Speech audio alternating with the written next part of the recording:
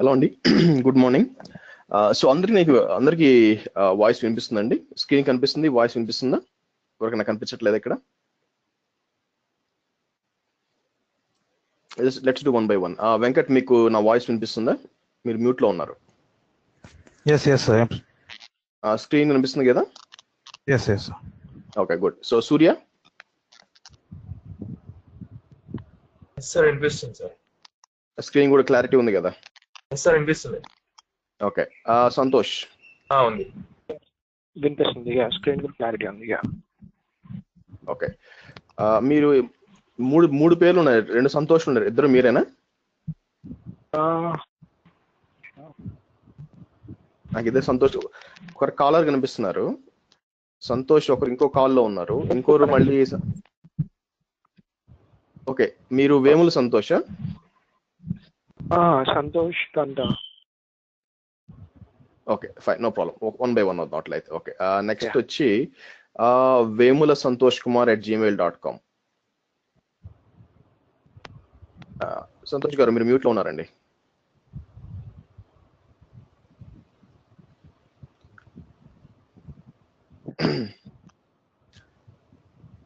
Okay. Krishna, Sai Krishna కనిపిస్తుందా screen? Okay, fine. Ranjith? Okay, good. So let's start చేద్దాం. First ఏంటంటే ఒక కోర్స్ అవుట్లైన్ ఇస్తాను మీకు. ఈ కోర్స్ ఎలా పోతుంది, ఎలా జరుగుతుంది అని చెప్పి, కాబట్టి మీకు ఒక ఐడియా ఉంటుంది. ఆ తర్వాత మనం ఎలా చదువుతాము 1 by 1, ఆ తర్వాత ఇవన్నీ మాట్లాడుకుందాం. ఈ రోజు సెషన్ ఏంటంటే అండి, ఫస్ట్ పర్పస్ అర్థం చేసుకోవడం, ఎలా చదవాలి అని చెప్పి. లేడీకి లేచింది పడుగని చెప్పి టకటగా చెప్పుకుంటా పోవడం కాదు. ఫస్ట్ ఒక అజెండా, మనం ఎలా పోతుందో అర్థం అయితే తర్వాత నెక్స్ట్ స్టెప్ బై స్టెప్ ఏమొస్తుంది మీకు అర్థం అవుతుంది, మీరు ఎలా ప్రాక్టీస్ చేయాలో మీకు అర్థం అవుతుంది. అది ఈ రోజు క్లాసు అజెండా అన్నమాట. ఓకే, సో ఈ క్లాస్ అండి టోటల్ గా మనకి, నా ఎక్స్పెక్టేషన్ ఏంటంటే 25 to 30 అవర్స్ ఉంటుందండి. ఓకే, 25 to 30 అవర్స్ ఉంటుంది. సో నా ఎక్స్పెక్టేషన్ ఏంటంటే 1 month. కొన్ని బ్యాచెస్ కి ఏంటంటే మామూలుగా అయితే మోర్ దెన్ 1 month పడుతుంది. సో 1 month and 5 days వేసుకోండి మొత్తం. ఎందుకంటే మధ్యలో మీకు ఒక్కొక్క టాపిక్ చెప్తానప్పుడు బ్రేక్ ఇస్తాను అనమాట. ఫర్ ఎగ్జాంపుల్ నేనేం చేస్తాను, EC2 చెప్తాను. EC2 చెప్పినాక మీకు బ్రేక్ ఇస్తాను అనమాట. 1 day బ్రేక్ ఇస్తాను. సో ఎందుకు, మీరు ప్రాక్టీస్ చేసుకోవాలి, అంతా చేసుకోవాలి కాబట్టి మధ్యలో బ్రేక్ ఉంటుంది. సో 1 month 5 to 10 days వేసుకోండి మొత్తం. ఓకే, ఎవ్రీడే క్లాస్ ఎలా ఉంటుందంటే మీకు సేమ్ టైం అండి, 6 AM IST. ఇది టైం మార్చడం కుదరదు, ఎందుకు అంటే వేరే స్లాట్ లేదు కాబట్టి. మళ్ళీ నాకు 8కి ఇంకో క్లాస్ ఉంది, ఆ తర్వాత 9:30కి ఇంకో క్లాస్ ఉంది, నెక్స్ట్ నేను ఆఫీస్కి వెళ్ళాలి, కాబట్టి మార్చడం కుదరదు కాబట్టి ఇది ఫిక్స్డ్ ఉంటుంది. ఓకే, సో ఇక్కడ నుంచి మనకి 6 AM స్టార్ట్ అయితే మనకి most of the classes 60 minutes ఉంటాయి. కొన్ని టాపిక్స్ కొన్ని టాపిక్స్ మధ్య 75 minutes ఉంటాయి. ఒక 2-3 టాపిక్స్ వచ్చి 1.5 hours అంటే 90 minutes ఉంటుంది అనమాట. ఒక 2-3 టాపిక్స్ అంటే S3 అనే టాపిక్, తర్వాత మీకు RDS, ఇవన్నీ అనేది టైం తీసుకుంటాయి మీకు, కాబట్టి ఈ విధంగా ఉంటుంది. సో ఇవన్నీ ఫాలో అయినప్పుడు మనకి ఆల్మోస్ట్ మనకి 1 month అయిపోవాలి యాక్చువల్గా, బట్ మీకు బ్రేక్స్ అంతా ఇస్తాను కాబట్టి 5 days ఎక్స్ట్రా కావచ్చు. నెక్స్ట్ క్వశ్చన్ వచ్చి, మనం ఈ కోర్సులో ఎలా నేర్చుకుంటామంటే, సో ఏది పడితే అది టకటగా చెప్పుకుంటే వెళ్ళిపోవండి. సో ఏదైనా day 1 ఒకటి చెప్పామంటే ఆ టాపిక్ day 2కి ఉపయోగపడాలి. సో ఫర్ ఎగ్జాంపుల్ ఈ రోజు రేపు ఉంది, రేపు ఏం చెప్తాను, రేపు నెక్స్ట్ 3 days వచ్చి మనం VPC గురించి మాట్లాడుకుంటాం. రేపు ఏంది VPC అంటే ఏంది, రౌటింగ్ టేబుల్స్, నెట్వర్క్ ఎన్ని మాట్లాడుకుంటాం. సో ఇది మాట్లాడుకున్నాక నెక్స్ట్ EC2కి వెళ్తాం. ఎందుకు, EC2 అనేది మెషిన్స్ అన్నమాట, అవునా? సో నెట్వర్క్ అదంతా లేకుండా పనిచేయదు అది, కాబట్టి ఇది బేస్ ఫస్ట్. దీని మీద ఆధారపడేది ఇది, దాని మీద ఆధారపడేది స్టోరేజ్, దాని మీద ఆధారపడేది RDS, ఇట్లా ఒకదానికి ఒకటి సంబంధం ఉంటుంది అనమాట. ఆ విధంగా వెళ్తాం. ఓకేనా, 1 2 3 4 5 6 7 8 9 10 వెళ్తాం. అంతేగాని 8 7 2 3 1 5 8 పోవం అనమాట. ఎందుకంటే మీకు కూడా నేర్చుకోవడానికి ఈజీ అవుతుంది, ఫస్ట్ థింగ్. సెకండ్ ఏంటంటే మీరు ఇంటర్వ్యూకి పోయినప్పుడు మీకు అర్థం అవుతుంది అనమాట, ఓకే ఏది దేనికి కనెక్ట్ అయింది, ఎలా చెప్పాలి అని చెప్పి. సో ఎందుకంటే చాలా మంది కొన్నిసార్లు EC2తో స్టార్ట్ చేస్తారు అందుకు. ఓకే, నెక్స్ట్ ఆబ్వియస్ క్వశ్చన్, చాలా మందిని అడిగే క్వశ్చన్ వచ్చి మనకి ఇక్కడ నాకు why AWS and why not Azure. ఇది చాలా మంది అడిగే క్వశ్చన్ అండి. AWS ఏంటంటే చాలా పెద్ద ప్లాట్ఫామ్ అనమాట. ఫస్ట్ నుంచి క్లౌడ్ లో ఫస్ట్ వచ్చింది కాబట్టి చాలా మంది వాడుతున్నారు దీన్ని. సో అజ్యూర్ ఏంటంటే మనకి AWS తర్వాత వచ్చింది, ప్లస్ విండోస్ కి రిలేటెడ్ గా ఎక్కువ ఉంటుంది అనమాట. కాబట్టి కానీ ఇక్కడ మీరు ఒకటి అర్థం చేసుకోవాల్సింది ఏంటంటే AWS ఒకటి నేర్చుకొని నేను రెజ్యూమ్ పెట్టేస్తానంటే వర్కౌట్ కాదు. మీకు 2 క్లౌడ్స్ తెలిసి ఉండాలా. ఒకప్పుడు విండోస్ కి వేరే టీం ఉండేది, ఏది 2005 2004 లో విండోస్ కి సపరేట్ టీం ఉండేది, యాజ్ వెల్ as అజ్యూర్ కి సపరేట్ టీం ఉండేది, సారీ VMware కి సపరేట్ టీం ఉండేదండి. ఓకే, విండోస్ కి వేరే టీము, VMware కి వేరే టీం ఉండేది. కానీ ఒక టైం తర్వాత ఏమైంది, 2 మిక్స్ చేసేసారు. అలాగే ఇప్పుడు కూడా ఏంటంటే మీకు నేను ఇంటర్వ్యూస్ హ్యాండిల్ చేస్తాను కదా. ఇంటర్వ్యూస్ హ్యాండిల్ అంటే 2-3కి ప్రాక్సీ కాల్ ఆన్సర్ చేస్తాను కాబట్టి కాల్స్ ఎలా ఉన్నాయంటే వాళ్ళు 2 అడుగుతున్నారు, AWS ప్లస్ అజ్యూర్ 2 తెలిసి ఉండాలి. కాబట్టి మీరు ఏం చేయాలి ఇప్పుడు అంటే AWS మీ ఎఫర్ట్ అంతా బాగా పెట్టి నేర్చుకొని అదే నాలెడ్జ్ తీసుకెళ్ళి అజ్యూర్ లో వాడి సొంతగా కూడా నేర్చుకోవచ్చు. అంటే దీనికి ట్రైనింగ్ పోవాల్సిన అవసరం లేదు. మీరు సెల్ఫ్ లెర్నర్ అయితే AWS బాగా నేర్చుకొని అజ్యూర్ లో వెళ్ళచ్చు. సో AWS మీరు నేర్చుకోవాలంటే బేసిక్స్ ఏమి ఉండాలంటే మీకు ఖచ్చితంగా బేసిక్స్ వచ్చి మీకు లైనక్స్ కొంచెం తెలుసుంటే మంచిదండి. ఓకే, మీరు ఆల్రెడీ వర్కింగ్, మీకు సర్వర్ లెవెల్లో నాలెడ్జ్ ఉంటే very good, no issues. So మీరు ఇక్కడికి వచ్చారంటే డైరెక్ట్ గా వచ్చారంటే మీకు కొంచెం లైనక్స్ నాలెడ్జ్ ఉంటే it will be very helpful. నేను చెప్తాను, బట్ మీరు కూడా కొంచెం ఎఫర్ట్ పెట్టాల్సి వస్తుంది. ఓకే, సో నెక్స్ట్ వచ్చి డెవాప్స్ అండి. చాలా మంది ఏంటంటే డెవాప్స్ అంటున్నారు, కానీ ఒకటి గుర్తుపెట్టుకోండి, మీకు ఒక 5-6 ఏళ్ల క్రితం డెవాప్స్ ఉందా? డెవాప్స్ లేదు. ఓకే, సో డెవాప్స్ లో వాడే టూల్స్ ఏమైనా చూసారనుకోండి, డాకర్ ఒకటి, ఆ తర్వాత chef, puppet, Ansible, Terraform, Jenkins, ఇవన్నీ చూసారంటే ఇవన్నీ మనకి కాన్ఫిగర్ చేసాయి, డిప్లాయ్ చేసి అన్ని చేసాయి. దేని మీద చేస్తాయి? ఆబ్వియస్గా క్లౌడ్ మీద చేస్తాయి. ఇంతకుముందు VMware చేసే, కానీ ఇప్పుడు క్లౌడ్ కాబట్టి ఈ టూల్స్ అన్ని క్లౌడ్ మీద ఎక్కువ వాడతాయి. మీరు క్లౌడ్ చదవకుండా డైరెక్ట్ గా డెవాప్స్ పోయేసి వాడికి ఫీజు పెట్టేస్తే ఏం చేస్తారు? చాలా మంది చేసి అంటే ఫోన్స్ చేస్తారు కదా, నాకు నేను ఆల్రెడీ డెవాప్స్ కోర్స్ చేశాను సార్, కానీ వాళ్ళు నాకు ఏం అర్థం కాలేదు అని చెప్తారనమాట. అందుకని చెప్తున్నాను, ఇప్పుడు డెవాప్స్ చెప్పేవాడు ఏం చేస్తాడంటే AWS కవర్ చేయడు. AWS లో ఏదో ఒకటి EC2 తీసుకుంటాడు, EC2 లో ఎలా చేయాలని చెప్పేస్తాడు అనమాట. చెప్పేసినాక డైరెక్ట్ గా వెళ్ళిపోయి మీకు స్టార్ట్ చేస్తాడు. ఈవెన్ గిట్ కూడా చెప్తాను, నేను అసలు గిట్ ని డెవాప్స్ టూల్ గా కన్సిడర్ చేయనండి. గిట్ అనేది ఏంటంటే వర్షన్ కంట్రోల్ బేసిక్ గా. Okay, so just version control here. కాబట్టి మీకేం అంత పెద్ద సూపర్ డూపర్ టాపిక్ ఏం కాదు, కానీ ఏ విధంగా చెప్తున్నారంటే గిట్ కూడా ఒక డెవాప్స్ టూలే అని చెప్తున్నారు అనమాట. ఓకే, సో ఫస్ట్ లో స్టార్టింగ్ అర్థం అవుతుంది మీకు, గిట్ అంటే ఇంతైనా డెవాప్స్ అనిపిస్తుంది. కానీ ఎప్పుడైతే డాకర్ కి, ఎప్పుడైతే షెఫ్, పప్పెట్, ఎప్పుడైతే టెరాఫామ్ టచ్ చేశాడో, ఈ టెరాఫామ్ మేజర్ గా పనిచేసేది క్లౌడ్ మీదే. మీకేం కాదన్న, మీకేం అర్థం, ట్రిప్ అయిపోతారు అనమాట. సో ఏమైపోతుంది, ఆ తర్వాత ఒక 2-3 క్లాసెస్ తర్వాత నుంచి ఇంకేం అర్థం కాదు ఏం జరుగుతుందో. సో నా సిన్సియర్ అడ్వైస్ మీకు, తర్వాత మీ ఫ్రెండ్స్ ఎవరన్నా కూడా డైరెక్ట్ గా డెవాప్స్కి వెళ్తుంటే వెళ్ళొద్దని చెప్పండి. ఫస్ట్ AWS నేర్చుకోమని చెప్పండి. AWS నేర్చుకుని డెవాప్స్కి వెళ్తే ఇట్ మేక్స్ సెన్స్. అదర్వైజ్ మీరు ఇన్స్టిట్యూట్కి డబ్బులు కట్టడం తప్ప ఏమీ లేదు. Okay, right. సో ఇప్పుడు మనం ఇప్పుడు AWS ఉంది, AWS నేర్చుకోవడానికి డిసైడ్ అయ్యాం మనము. ఓకేనా, ఎక్కడి నుంచి స్టార్ట్ చేయాలా? మనకేంటంటే నేను మీకు ఆల్రెడీ షేర్ చేస్తుంటాను కోర్స్ కరికులం అండి. సో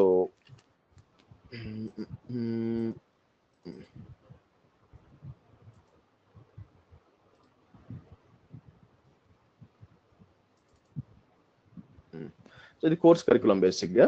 సో దీంట్లో ఏంటంటే యాక్చువల్ గా దీనికి మించి చెప్తానండి. ఫర్ ఎగ్జాంపుల్, సో మీరు చూసారంటే ఇక్కడ పెద్దగా నేను టెరాఫామ్ గురించి పెద్దగా ఎక్స్ప్లెయిన్ చేస్తుండను. ఇక్కడ మీకు టెరాఫామ్ గురించి ఐడియా ఉండదు ఇక్కడ, కానీ టెరాఫామ్ చెప్తాను మీకు.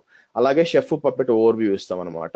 So GitHub, Docker container architecture, తర్వాత ఏంటంటే లాస్ట్ లో ఒక ప్రాజెక్ట్ కూడా ఎక్స్ప్లెయిన్ చేస్తాను మీకు. సో కాబట్టి అంటే నేను డైరెక్ట్ గా మాడ్యూల్ బై మాడ్యూల్ పోతానని కాదు. ఫస్ట్ మనం ఏం చేస్తాం, ఈ రోజు ఇంట్రడక్షన్ అనమాట. రేపేంది మనం VPC గురించి ఆ ఇన్ఫర్మేషన్ అంతా చూస్తాం మనకి. ఓకే, సో ఇవన్నీ కవర్ చేస్తాం మనం. ఇది కాక ఎక్స్ట్రా ఏం కవర్ చేస్తామంటే నేను చెప్పినట్లు మీకు టెరాఫామ్ కవర్ చేస్తాను, సింగిల్ సైన్ ఆన్ కవర్ చేస్తాను, డైనమో DB కవర్ చేస్తాను. సో మీరు ఇక్కడ చూస్తుంటే డైనమో DB గురించి పెద్ద ఏమి ఉండదు. జస్ట్ ఏంటంటే ఏడబ్ల్యూఎస్ సర్వీసెస్ ఆర్డిఎస్ డైనమోడిబి అని ఉంటుంది అనమాట. ఇక్కడ చూసంటే hands on activity on RDS configure multi failure, అంతేగాని డైనమోడిబి గురించి లేదు, కానీ మనం డైనమోడిబి గురించి కూడా చేస్తాం అనమాట.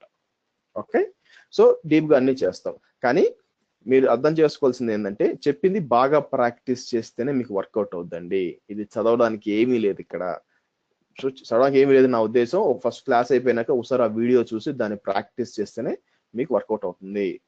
చదివేసి వదిలేయడానికి ఇది మనకి నవల కాదు కాబట్టి సో మీరు ప్రాక్టీస్ చేస్తేనే అర్థమవుతుంది. చదివేసి వెళ్ళిపోయి ఇంటర్వ్యూ అటెండ్ చేస్తామంటే వెరీ సారీ, అందరూ ఫెయిల్ అయ్యారు. సో అంత ఈజీగా ప్రాక్టీస్ చేసిన వాళ్ళు మాత్రమే ఇంటర్వ్యూ క్లియర్ చేయగలిగారు. Okay, good, right. Harsha garu So, చెప్పండి. లాస్ట్ లో ఈ code pipeline, code commit, code deploy పెట్టారు కదా, అండర్స్టాండింగ్ అని చెప్పి. సో అండర్స్టాండింగ్ మాత్రమే ఉంటుందా లేదంటే హ్యాండ్స్ ఆన్ యాక్టివిటీ ఏమైనా ఉంటాయి దానికి? హ్యాండ్స్ ఆన్ ఉండదండి, ఎందుకంటే అదేంటంటే మీకు డెవాప్స్ కింద వెళ్ళిపోతుంది. బేసిక్ అది డెవలపర్ టూల్స్ కింద వస్తుంది. ఇది అడ్మిన్ యాక్చువల్ గా. సో అడ్మిన్ దాని పేరు ఏంటి, ఇది అడ్మిన్ ఓవర్వ్యూ మొత్తం అడ్మిన్ ఎలా చేయాలి, అడ్మినిస్ట్రేషన్ ఎలా చేయాలని చెప్తుంది. సో మీరు code pipeline, code commit, ఇది ఏంటంటే కోడ్ కమిట్ అవసరం లేదండి, ఎందుకంటే code commit is nothing but గిట్ హబ్బే. సో కాబట్టి అక్కడ ఎక్స్ప్లెయిన్ చేయడానికి ఏమీ లేదు. సో మీకు డెవాప్స్ టూల్స్, మీరు డెవాప్స్ ట్రైనింగ్ పోయినప్పుడు బాగా అర్థం అవుతాయి అనమాట ఇవన్నీ. సో ఇక్కడైతే ఏంటంటే అసలు ఎలా పనిచేస్తుంది ఓవర్వ్యూ, నేను లోపల పోయి ట్రబుల్ షూటింగ్ అంతా చేయను, బట్ ఓవర్వ్యూ ఇస్తాను అనమాట. ఇది కోడ్ పైప్ లైన్ అంటే ఎలా చేయొచ్చు, ఎలా చేయొచ్చు. మనం లోపలికి పోతే ఏమవుతుందంటే డెవాప్స్ కోర్స్ అవుతుంది బేసిక్ గా, సారీ డెవలపర్ కోర్స్ అవుతుంది. నేను లోపలికి వెళ్ళాను అనమాట, ఓవర్వ్యూ ఇస్తాను అంతే. Okay, right. సో ఎక్కడి నుంచి స్టార్ట్ చేయాలంటే ఫస్ట్ మనం ఈ రోజు ఏంటంటే బేసిక్ గా నెట్వర్కింగ్ అర్థం చేసుకోవాలండి ఫస్ట్. ఓకేనా? సో ఈ రోజు ఏం చేస్తానంటే మీకు నెట్వర్క్ బేసిక్స్ చెప్తాను. నెట్వర్క్ తెలియకుండా డైరెక్ట్ గా వెళ్ళిపోయారంటే చాలా ఇబ్బంది పడతారు. కాబట్టి ఈ రోజు ఐపీ అడ్రస్సింగ్ బేసిక్ గా ఎందుకు, ఏంటి సంగతి చూద్దాము. రేపు ఏం చేస్తామంటే మనం విపిసి అంటే ఏంటి, విపిసిని మనం సెటప్ చేసుకుంటాం అనమాట. మీరు ఆల్రెడీ వీడియో చూస్తుంటారు విపిసి, అదే రేపు మనం చేస్తాం అనమాట. ఈ రోజు ఏంటంటే networking is very important. Okay, so let's talk about networking. మీరు కొంతమంది ఆల్రెడీ నెట్వర్కింగ్ తెలిసి ఉండొచ్చు, ఇది తెలియని వాళ్ళ కోసం. ఎందుకంటే మనం విపిసి క్రియేట్ చేసేటప్పుడు ఏమవుతుంది, లెట్ మీ షో యూ. ఇక్కడికి వస్తాను, నేను ఇక్కడికి వచ్చి విపిసి అని సెలెక్ట్ చేస్తాను.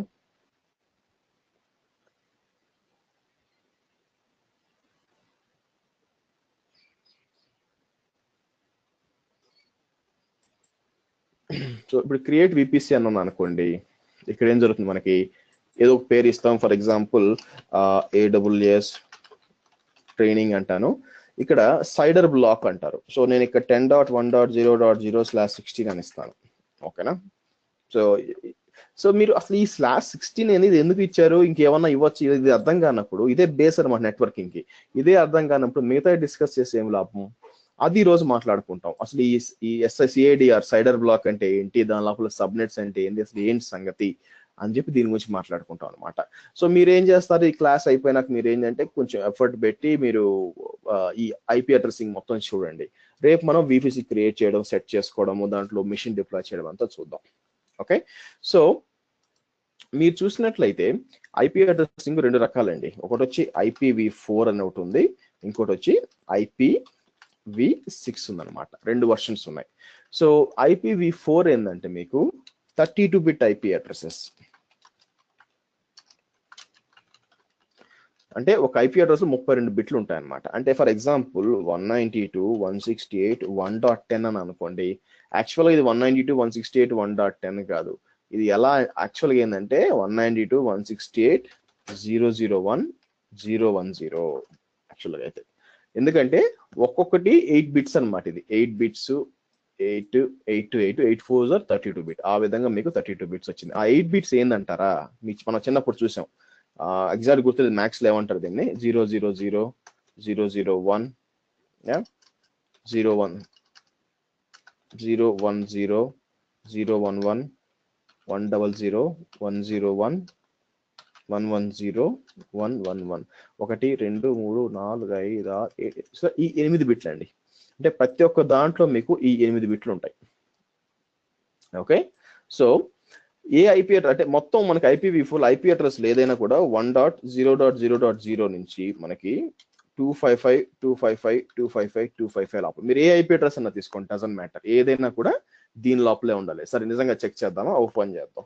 నేనేమంటాను, ping google.com అంటాను. సో 172తో స్టార్ట్ అవుతుంది. 172 దీని లోపలే ఉందా? దీని లోపలే ఉంది. ఓకే, మళ్ళీ gmail.com అందాం. 216 అన్నమాట. 216లో ఉందా? 216 లోపలే ఉంది. ఫైనల్ గా facebook.com అందాం. సో 157 అనమాట. 157లో ఉందా? చూసారా అది. ఓకే, సో ఈ విధంగా. సో IPv4 IP అడ్రసెస్ ఏమైందంటే, వీళ్ళు ఫస్ట్ కనుక్కుంది మనకి డిపార్ట్మెంట్ ఆఫ్ డిఫెన్స్ US లో కనుక్కున్నప్పుడు వాళ్ళు ఇంత ఎక్స్పెక్ట్ చేయలేదన్నమాట. ఈ విధంగా మనకి IP అడ్రస్లు తొందరగా అయిపోతాయని చెప్పి. ఇంకా అయిపోలేదులేండి, అయిపోయే సూచనలు ఉన్నాయి. అందుకని వాళ్ళు ఏం చేశారంటే, వీళ్ళు IPv6 ఇచ్చారనమాట.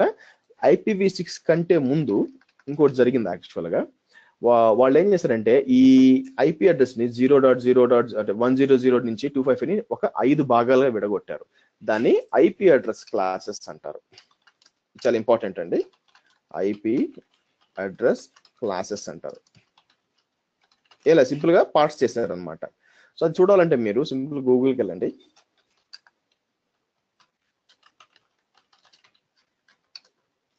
IP అడ్రసెస్ క్లాసెస్ అని టైప్ చేశారంటే మీకు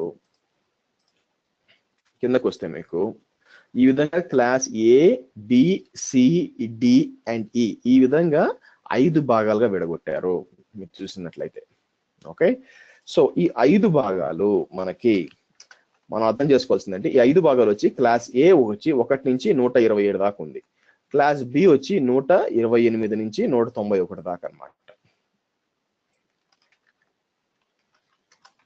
క్లాస్ C వచ్చి ఇది. మనం క్లాస్ D అండ్ Eతో పని లేదండి, ఎందుకంటే క్లాస్ D వచ్చి మీరు చూసినట్లయితే reserved for multicast groups, class C వచ్చి రిజర్వ్డ్ ఫర్ ఫ్యూచర్ యూస్ అన్నమాట. కాబట్టి మీరు ఎప్పుడన్నా చూడండి, మనం తీసుకున్న IP ABCలో ఉంటుంది. చూసారా, ఇందాక మనం ఏం చేసాం, పింగ్ facebook.com అన్నాం. 157 దేనికి సంబంధించింది? 157 అంటే 128 to 191 క్లాస్ Bకి సంబంధించింది అనమాట. అదే మనం ఫేస్బుక్ కాకుండా whatsapp.com అని కొట్టారంటే 169 వస్తుంది. సో 169 ఎక్కడ ఉంది మనకి? ఇది కూడా ఇక్కడ క్లాస్ బిలో వస్తుంది అనమాట. కాబట్టి మీరు ప్రపంచంలో ఏ IP తీసుకున్నా కూడా ఈ మూడిట్లోనే రావాలి. ఓకేనా, క్లాస్ ఏలో కానీ, బిలో కానీ, సిలో కానీ. అయితే ఏమైందంటే, ఇప్పుడు ఇలా తీసుకున్నా కూడా వాళ్ళు ఏమన్నారంటే, మనకి IP అడ్రసెస్ కంప్లీట్ అయిపోయే ఛాన్స్ ఉంది. ఇప్పుడు ఫర్ ఎగ్జాంపుల్ TCS తీసుకోండి. TCS లో సమ్వేర్ అరౌండ్ ఒక 2 లక్షల మంది ఎంప్లాయీలు ఉన్నారు అనుకోండి. 2 లక్షల ఎంప్లాయీలకి ఏదో ఒక మిషన్ అసైన్ అయి ఉంటుంది కదా. అదే కదా, సర్వర్ అంటున్నారు, పేరేంటి, డెస్క్టాప్ ల్యాప్టాప్ ఇవ్వాలి కదా. అలా ఇచ్చినప్పుడు దానికి IP కావాలి కదా. సో TCS ఒక్కటే వాళ్ళు 2 లక్షల IPలు వాడుకుంటే, ఇంకా అన్ని పెద్ద పెద్ద కంపెనీలు అన్ని వాడడం స్టార్ట్ చేసినాయి అంటే, ఈ క్లాసెస్ ని అవగొట్టేయడం ఎంతసేపు? చాలా తొందరగా అయిపోతుంది కదా. అందుకని వాళ్ళు ఏం చేశారంటే, ఓకేనా, ప్రతి ఒక్క క్లాస్ లో కూడా ఒక క్లాస్ అంటే ఒక రేంజ్ ఆఫ్ IPs పక్కన తీసి పెట్టేశారు. అదేంటంటే మనకి క్లాస్ వాటిలో ఏమంటారంటే ప్రైవేట్ IPs అంటారు అనమాట. ప్రైవేట్ IP అని ఆ రేంజ్ ఏంటంటే 10.xxx. మనకి క్లాస్ Aలో 10.xxx అనే రేంజ్ తీసి పక్కన పెట్టేశారు.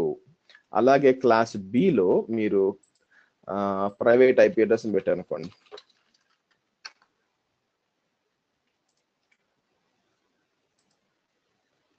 మీరు చూసినట్లయితే క్లాస్ ఏలో ఈ రేంజ్ తీసి పక్కన పెట్టేశారు.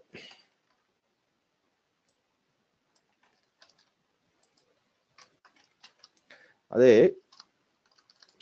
క్లాస్ బిలో వచ్చి మనకి ఈ రేంజ్ తీసి పక్కన పెట్టేశారు. క్లాస్ సిలో వచ్చి మనకి ఈ రేంజ్ తీసి పక్కన పెట్టేశారు. ఓకేనా, జస్ట్ ఒక సబ్నెట్ మాత్రం ఇక్కడ మాత్రం మొత్తం సబ్నెట్ అంటే ఇప్పుడు ఈ క్లాస్ ఏలో 1 నుంచి 126 దాకా ఉందండి. దాంట్లో ఒక్క రేంజ్ మాత్రం తీసి పక్కన పెట్టేశారు. ఇక్కడ వచ్చి 16 to 31 చేశారు. ఇక్కడ ఏంటంటే 190 168.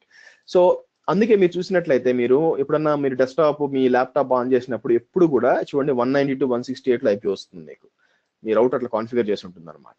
ఓకే, సో ఇదేంటంటే వీటిని ప్రైవేట్ ఐపీస్ అంటారు. అంటే ఏంటంటే ఇంటర్నల్ గా మాత్రం, అంటే మీ కంపెనీ లోపల మాత్రమే వాడుకోవాలి. మీరు చూడండి మీ ఆఫీస్ లో మీ సర్వర్లు చూడండి, మోస్ట్ ఆఫ్ ద సర్వర్స్ ఏంటంటే 10 లో ఉంటాయి, లేదా 192 వచ్చి మీ ఇంట్లో ఉంటాయి, కానీ మీ కంపెనీలో మాక్సిమం వచ్చి 10 లో ఉంటాయి, లేదా 172.16 లో ఉంటాయి అనమాట. కరెక్టేనా? ఎవరైనా కన్ఫర్మ్ చేయగలరా? నాకు తెలిసి 10 లో ఉంటాయి.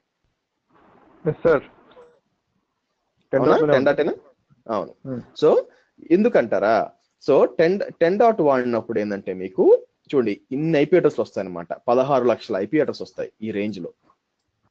అందుకోసం సో యాక్చువల్గా నేను ఏం చేయొచ్చు, ఇంకా బాగా చేయొచ్చు. నేను ఫర్ ఎగ్జాంపుల్ నేను ఐపీ ఇక్కడ సబ్నెట్ డివైడ్ చేయొచ్చు అనమాట. 10.1.0.0/16, తర్వాత 10.44.0.0/16 చెప్తానండి. 10. For example 65.0.0/16, so 10.91.0.0/16. సో ఇప్పుడు చెప్పండి, ఈ ఈ ఈ 4 రేంజెస్ తీసుకున్నాను అనమాట. ఈ 4 రేంజెస్ లో ఏమన్నా యూనిక్నెస్ ఉందా? దయచేసి 10 అని చెప్పొద్దు, ఓకే? ఇంకేమన్నా యూనిక్నెస్ ఉందా ఎవరన్నా ఈ 4 రేంజెస్ లో? లేదంటారా? సరే, నేనేం చేస్తానంటే ఈ ఐపీ అడ్రస్ వచ్చి యుఎస్ లో వాడతాను, ఈ ఐపీ అడ్రస్ యూకేలో వాడతాను, ఈ ఐపీ అడ్రస్ ఆస్ట్రేలియాలో వాడతాను, ఈ ఐపీ అడ్రస్ ఇండియాలో వాడతాను. ఇప్పుడు ఏమైనా యూనిక్నెస్ ఉందా?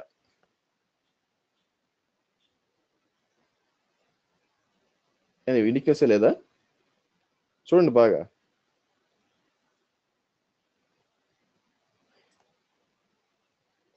ఏంటండి ఐఎస్డి కోడ్లా? చూడండి 10.1, 10.44 యూకే, 10.65 ఆస్ట్రేలియా, 10.91 ఇండియా కోడేగా. సో మనం ఈ విధంగా ఐపీ అడ్రస్ కాన్ఫిగర్ చేస్తారనమాట. సో ఏమవుతుంది, మీరు ఐపీని బట్టి చెప్పేస్తారు. ఓకే 10.1 అంటే ఈ సర్వర్ యూఎస్ లో ఉంది, 10.44 అంటే యూకే సర్వర్ కదా, ఐపీ అడ్రస్ చెప్పేస్తారు. ఈ విధంగా కాన్ఫిగర్ చేయొచ్చు.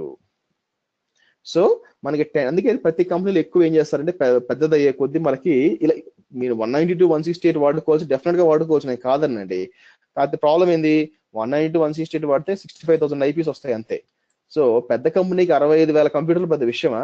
మీరు డెస్క్టాప్లే కదా, సర్వర్స్ ఉంటాయి, నెట్వర్క్ డివైస్లు ఉంటాయి, బొచ్చుడు ఉంటాయి, అవన్నీకి 65,000 నథింగ్ అనమాట. అందుకని ఫ్యూచర్ ని వాళ్ళు ముందే ఊహించి తలకాయ నొప్పులు రాకుండా అందరూ కూడా 10 వాడుకుంటారు. ఓకే, అందుకే మీ కంపెనీలు ఎక్కడ జాయిన్ అయినా కూడా ఎందుకు 10 ఐపీలు ఉంటాయంటే ఫ్యూచర్ లో మనకి ఎక్స్పాన్షన్ కి ఈజీగా ఉండడానికి, ఒక్కొక్క కంట్రీలో పెట్టుకోవడానికి ఈజీగా ఉండడానికి 10. ఇవన్నీ ఏంటంటే ఇంటర్నల్ ఐపీలు అనమాట. నేను ఛాలెంజ్ చేయగలనండి మీకు, మీరు ఏ వెబ్సైట్ అయినా పింక్ చేయండి, ఏ వెబ్సైట్ కూడా 10 కానీ 172.16.31 కానీ 192 కానీ ఏ వెబ్సైట్ స్టార్ట్ కాదు, మీ ఇంటర్నల్ స్టార్ట్ అవ్వాల్సిందే, కానీ ఎక్కడ స్టార్ట్ కాదనమాట.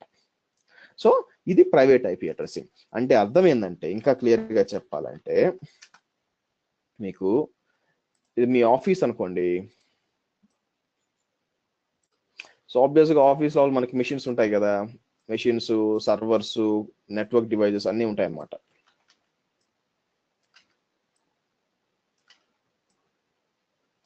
ఓకేనా? సో అలాగే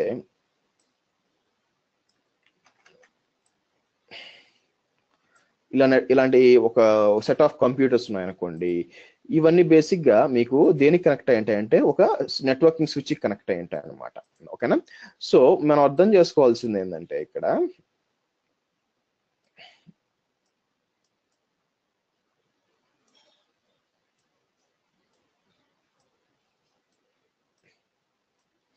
సో సిస్టమ్స్ అన్ని కూడా నెట్వర్క్ కనెక్ట్ అయి ఉంటాయి అనమాట. ఇవన్నీ ఏం ఐపీ అడ్రసెస్ వాడుకుంటాయంటే ఇంటర్నల్ గా నేను చెప్పినట్టు 10 ఐపీ. సో 10.1.0.0/16 అంటాను. మళ్ళీ వస్తాను /16 అంటే ఏంటని. అంటే ఇంటర్నల్ గా ఏంటంటే 10.1.0. అంటే ఇంటర్నల్ గా 10 ఐపీ అడ్రస్ వాడుకుంటుంది. అయితే వీటిని ఏమంటారు, మీకు చెప్పినట్టు ప్రైవేట్ ఐపీస్ అంటారు. అంటే అర్థం ఏంటంటే ప్రైవేట్ ఐపీస్ ఇంటర్నెట్ లో పనికిరావు.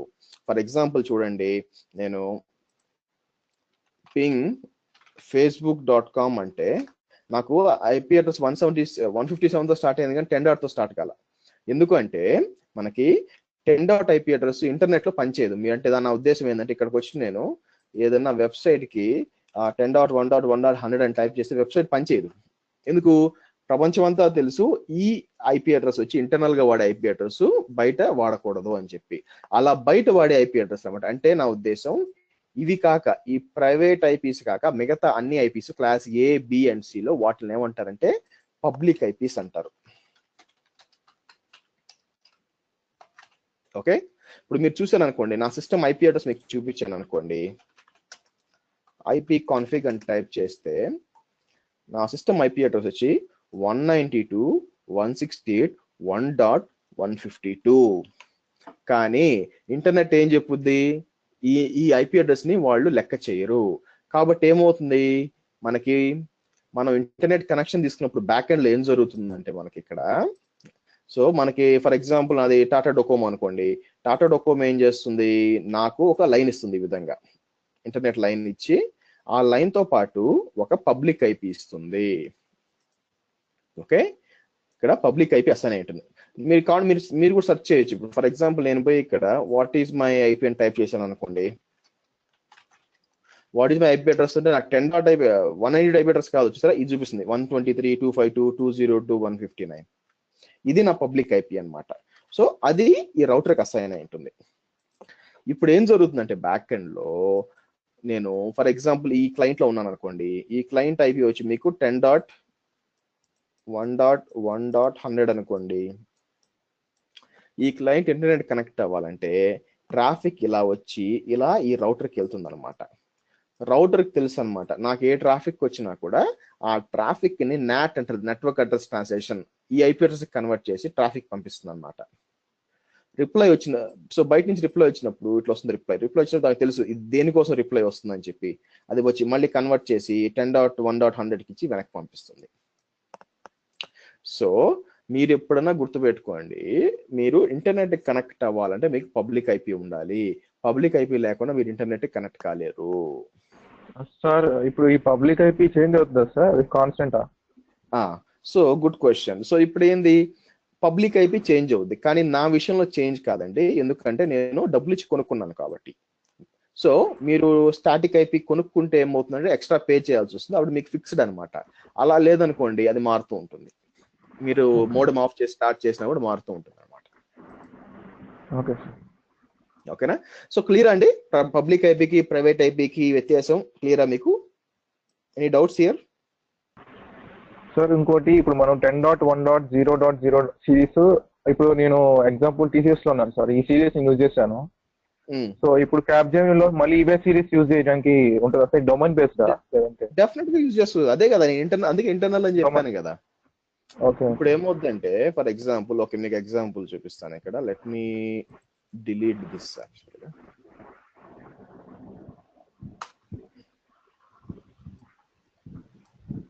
సో నేనేమంటానంటే జస్ట్ ఇది వచ్చి మీరు టీసీఎస్ అనుకోండి. Okay,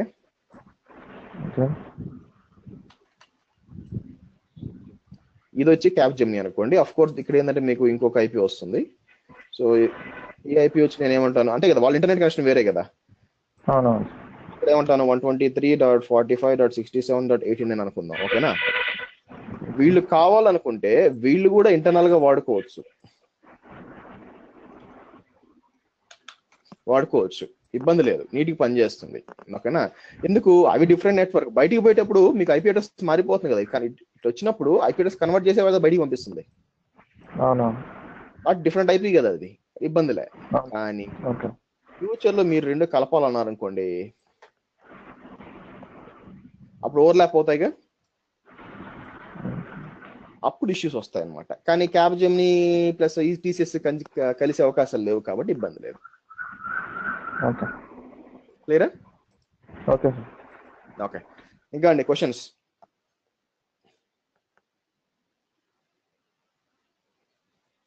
okay, right. చెప్పండి.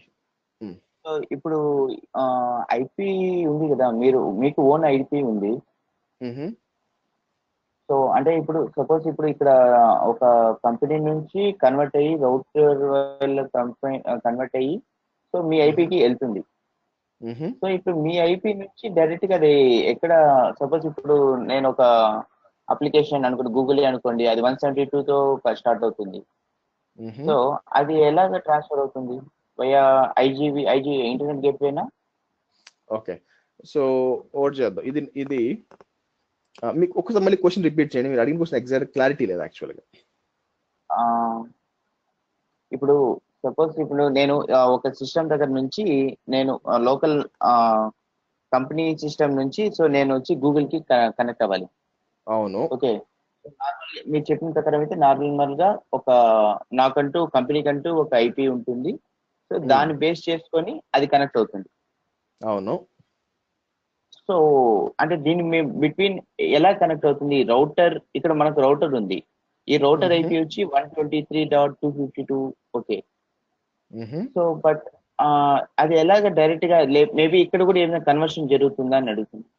సో మీ కంపెనీ ల్యాప్టాప్ నుంచి మీరు గూగుల్ టైప్ చేసినప్పుడు, సో మీ డౌట్ అంటే నేను తిరిగి చెప్తాను, అది కరెక్ట్ గా చెప్పండి.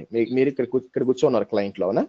సో మీరు పింగ్ www.google.com అన్నారు. ట్రాఫిక్ ఇలా వస్తుంది అనమాట. ఇలా వచ్చి రౌటర్కి వెళ్తుంది. రౌటర్ ఏం చేస్తుంది అంటే ఈ విధంగా కన్వర్ట్ చేస్తుంది. కన్వర్ట్ చేసి నెక్స్ట్ వెళ్తుంది. నెక్స్ట్ ఇక్కడ నుంచి ఇది గూగుల్కి ఎలా వెళ్తుందని అడుగుతున్నారా? క్వశ్చన్ అదేనా? హలో, అదేనా? ఓకే, సో దానికి నేను ఏం చేస్తానంటే చెప్పండి. Okay, right. సో నేనేం చేస్తాను, ఇప్పుడు ట్రేసర్ట్ www.google.com అని టైప్ చేసాం అనుకోండి. మీరు చూసినట్లయితే ఏమవుతుందో చూద్దాం. ఇక్కడ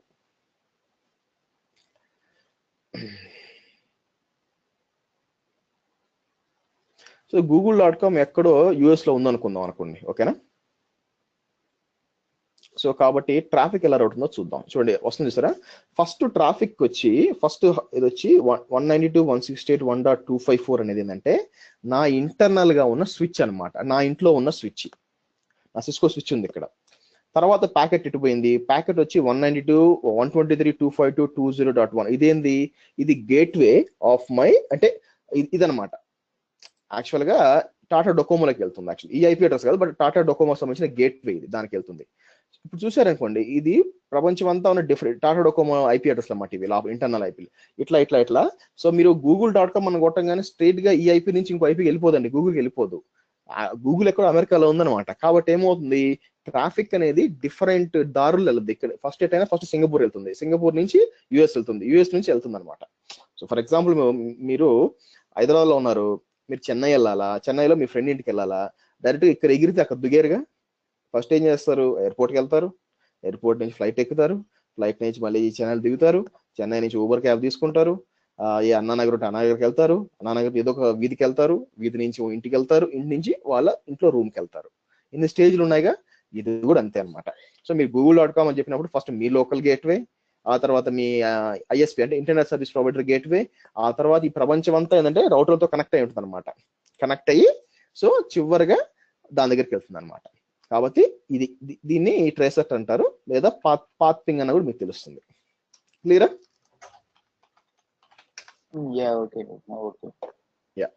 ఆఫ్ కోర్స్ మీకు అవసరం లేదు అదంతా, బట్ క్వశ్చన్ తెలుసుంటే మంచిదే కదా. నాలెడ్జ్ అనేది వేస్ట్ కాదు ఇప్పటికి, కాబట్టి అది ఓకే. ఇంకా క్వశ్చన్స్. నేను ఎందుకు ఇంత ఎంఫసైజ్ చేస్తానంటే నెట్వర్కింగ్ చాలా ముఖ్యం అన్నమాట. మిమ్మల్ని ఈజీగా ఫేక్ అని కనుక్కోవడానికి ఇంత కష్టపడాల్సిన అవసరం లేదు.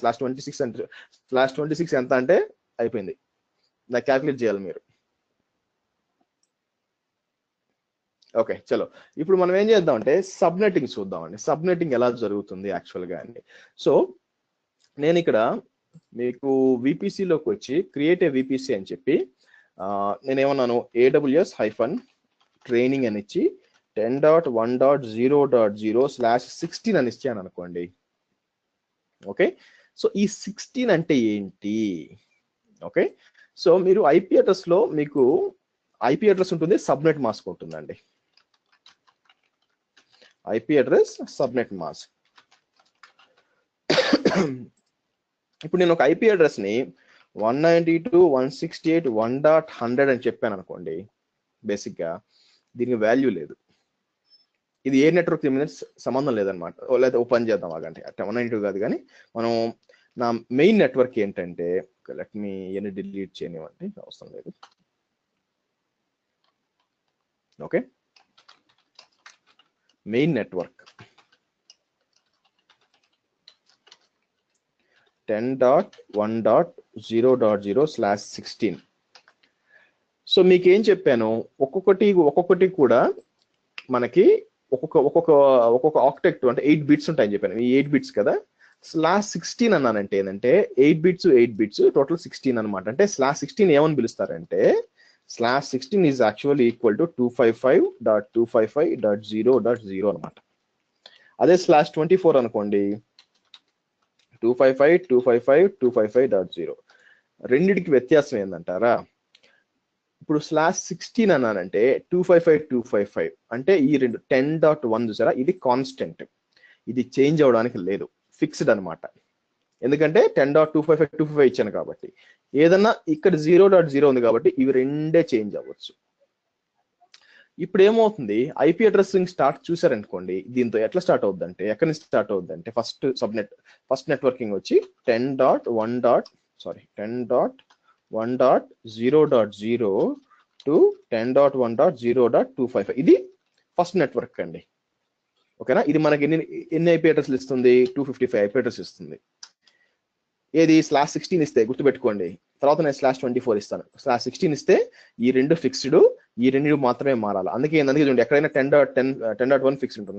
నెక్స్ట్ సబ్ నెట్ వచ్చి 10.1.0 to 10.1.1.255.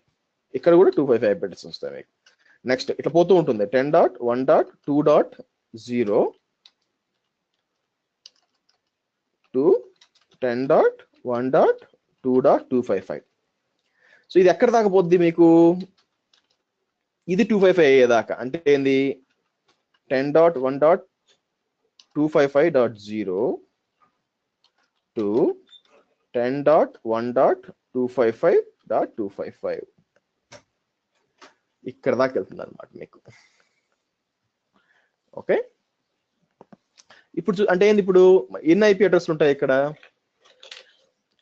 మొత్తం చూస్తున్నారు అనుకోండి మీరు, 255 into 255 ఈజ్ ఈక్వల్ టు మీకు 65,000 ఐపీ అడ్రస్లు వస్తాయండి.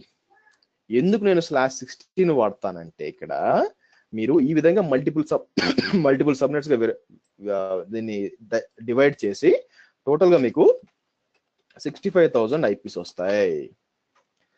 24 ఇచ్చాను అనుకోండి, ప్రాబ్లం ఏమవుతుంది ఇక్కడ, 24 ఇచ్చానంటే 10.1.0.0/24 ఇచ్చానంటే, 24 అంటే అర్థమైంది 255.255.255.0 కదా. అంటే ఈ మూడు ఫిక్స్డ్ అనమాట, కేవలం ఇది మాత్రమే చేంజ్ అవ్వాలి. అటువంటిప్పుడు నాకు నెట్వర్క్ ఏంటి, 10.1.0.1 to 255. నాకు ఓన్లీ 255 ఐపీ అడ్రస్ వస్తాయి అనమాట. ఇక్కడ చూస్తే 65,000 ఐపీస్, ఇక్కడ వచ్చి 255. కాబట్టి సబ్నెట్ అనేది మేజర్ అనమాట, అంటే సబ్నెట్ మాస్క్ అనేది.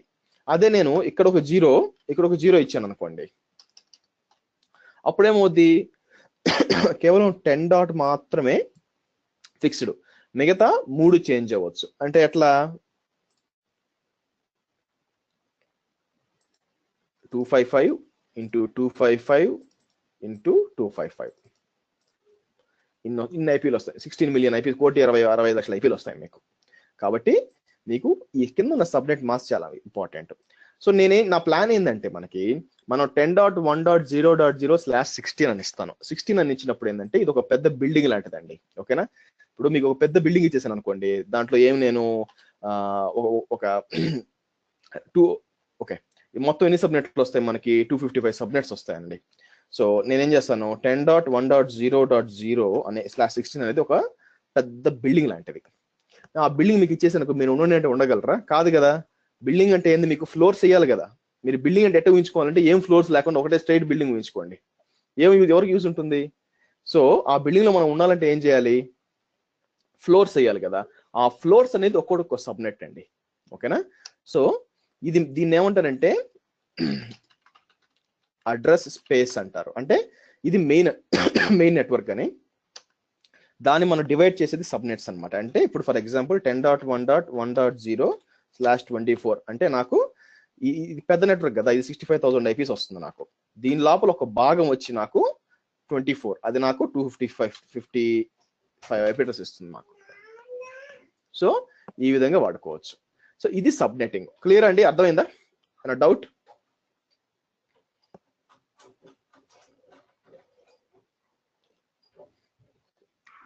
సార్ ఇప్పుడు హోస్ట్ బిట్స్ పెరిగే కొద్దీ మనకి ఐపీస్ పెరుగుతాయి కదా sir?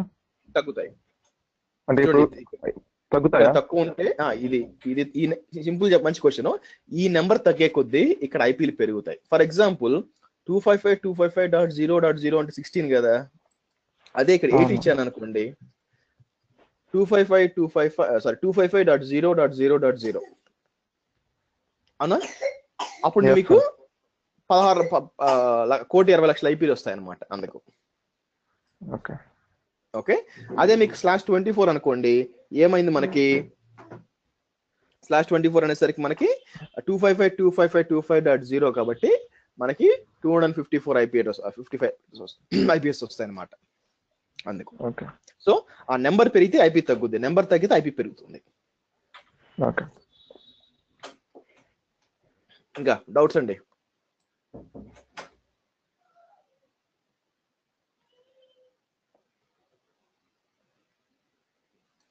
Okay, fair enough. So ఇదంతా ఎందుకు చెప్తున్నానంటే, మనం ఇక్కడ నేను విపిసి క్రియేట్ చేస్తాడానికి వచ్చినప్పుడు ఇక్కడ ఇచ్చుకోవాలన్నమాట. ఇక్కడ ఇచ్చినప్పుడు సో మీకు క్రియేట్ అవుతుంది. చూడండి, ఇక్కడ కూడా చూడండి, ఆల్రెడీ ఉన్నాయి విపిసిలో. సారీ అండి, ఇంట్లో చట్నీ చేస్తున్నారు, ఇద్దరే మాది సరబ్బో.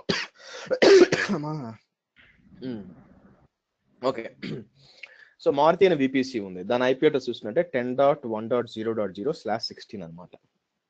ఓకే, కానీ నేను లోపలికి వెళ్తే సబ్నెట్స్కి వెళ్ళాను అనుకోండి, ఇక్కడ మీకు రేపు చూపిస్తాను. మీరు చూడండి, సబ్నెట్ 1, 2, 3, 4, 5 క్రియేట్ చేశారు.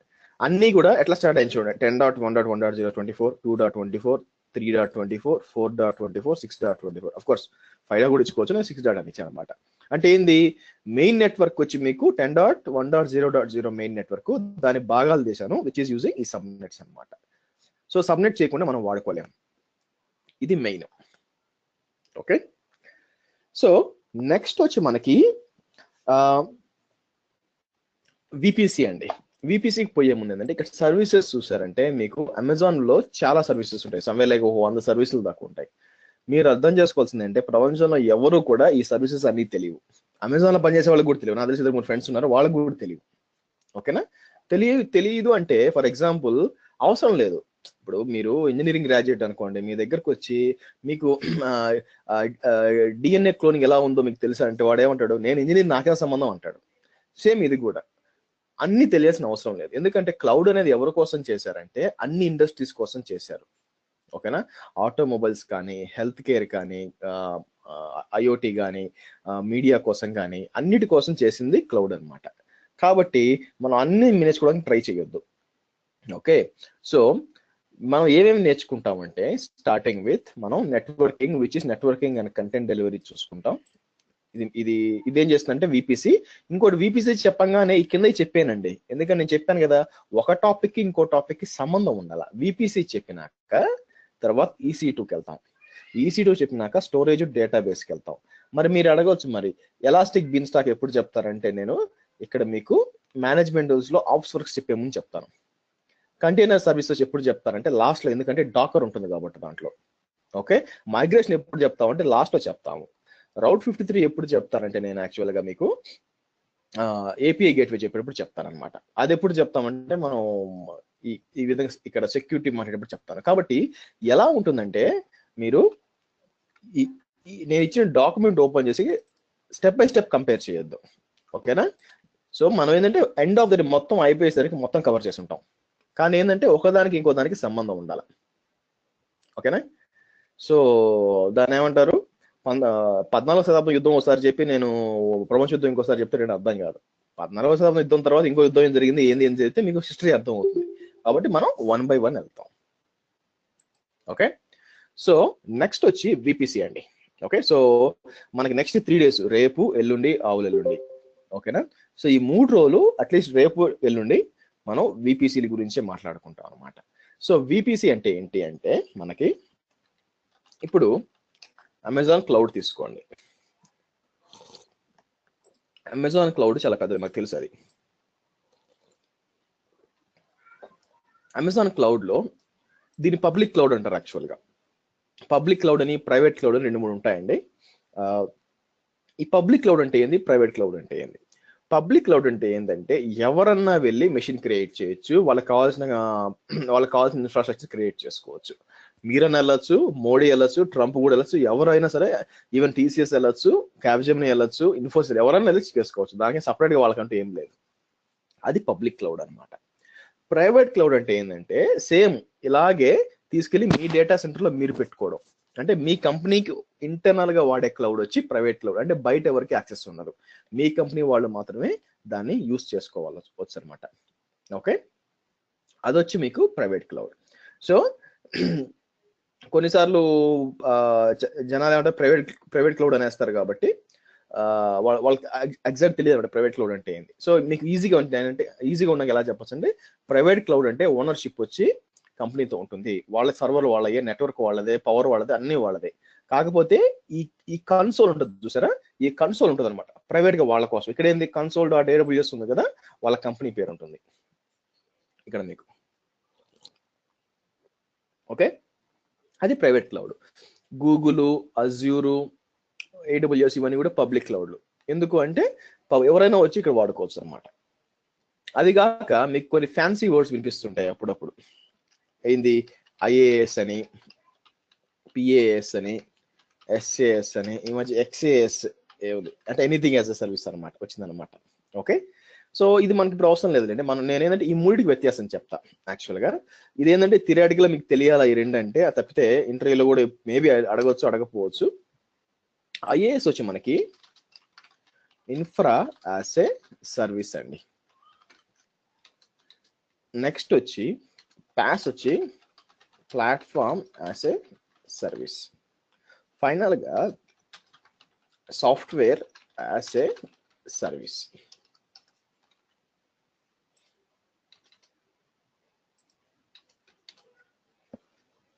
Okay, so infra as a service అంటే ఏంటి? సో నేను మా స్టూడెంట్స్ చెప్పేటప్పుడు ఏం చేస్తానంటే దేంతో పోలుస్తానంటే ఇన్ఫ్రా యాజ్ ఎ సర్వీస్ ఏంటంటే ఒక న్యూ ఫ్లాట్ తో పోలుస్తానండి. ఒక కొత్త ఫ్లాట్ డబ్బులు పెట్టి బ్యాంకుకి మనం అద్దెంట్లో ఉన్నాం కంటే బ్యాంకుకి ఒక 20 ఏళ్ల పాటు రెంట్ కడదాము, ఓనర్ కట్టడం ఎందుకు అని చెప్పి ఒక కొత్త ఫ్లాట్ కొనుక్కుంటాం అనమాట మనం. ఓకే, కొనుక్కొని సో మీకు బిల్డర్ ఏమిస్తాడు, కొత్త ఫ్లాట్ కొన్నప్పుడు బాగుంటుంది ఫ్లాట్, కానీ లోపలికి చూస్తే ఏముంటుంది, తలుపులు, కిటికీలు, గోడలు ఉంటాయి. అంతమించి ఏమన్నా ఉంటాయా? అంతమించి ఏముండవు కదా. సో అంటే మీకు బిల్డర్ యాక్చువల్ గా ఏమిస్తున్నాడు, మీకు కేవలం ఇన్ఫ్రాస్ట్రక్చర్ ఇస్తున్నాడు. అంటే ఏంటి ఇన్ఫ్రాస్ట్రక్చర్ అంటే ఏంటి, మీకు మీ బిల్డింగ్ అంటే మీ ఫ్లాట్ ఇస్తున్నాడు. మీ ఫ్లాట్ ఇచ్చినాక తర్వాత మీకు సెక్యూరిటీ గార్డ్స్, తర్వాత బయట పార్క్, ఇవన్నీ ఇస్తున్నాడు.